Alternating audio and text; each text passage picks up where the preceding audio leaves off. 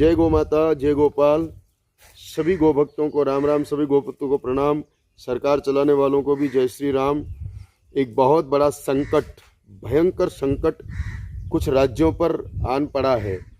जिस संकट के बारे में पिछले 7 महीने से लगातार आगाह कर रहे थे, वो संकट 7 महीने में किसी ने ध्यान नहीं दिया, इसलिए अब भयंकर संकट। 7 महीने पहले गौ सम्मान आह्वान अभियान के पत्रक पर 2 मांगे विशेष रूप से लिखी हुई थी कि चारे का अधिकतम मूल्य निर्धारित किया जाए, चारा को पावर प्लांट, गत्ता फैक्ट्री और बॉयलरों में अन्य जगह जलाने का उपयोग नहीं लिया जाए। वो गौ और अन्य पशुओं के खाने का सामान है तो उसका उसी रूप में उपयोग हो, ऐसा सुनिश्चित किया जाए।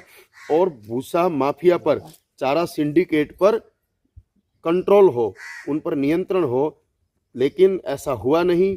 पंजाब, हरियाणा, उत्तराखंड, मध्य प्रदेश, राजस्थान में भयंकर चारा संकट गहरा गया है।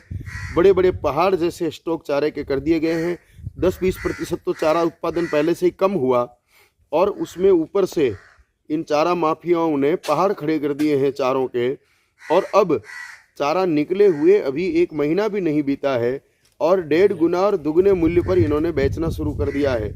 न किसान खरीद पा रहा है और ना ही गौशालाएं खरीद पा रही है, और दुगने मूल्य पर भी हर जगह उपलब्ध नहीं है। सबसे बड़ी बात, इन्होंने अपने स्टॉक खोलने से ही मना कर रखा है।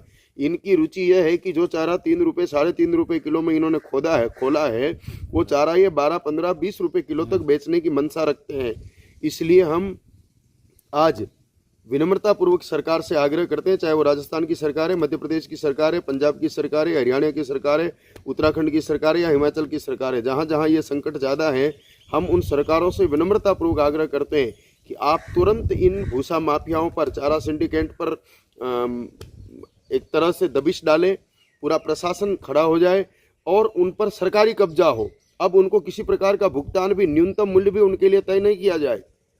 और ये अवैध भंडारण है, जो किसान के घर में नहीं है, गौशाला में नहीं है, और बड़े बड़े पहाड़ इन्होंने जमीनें किराए लेबर के करके खड़े कर दिए हैं। यह अवैध भंडारण, भारत जो कि गोवंश और पशुधन के आधार पर संचालित होता है, भारत की एक बहुत बड़ी आबादी इसी पर अपना जीवन निर्वाह करती है, भारत का पोषण इसी पर निर्भर करता है।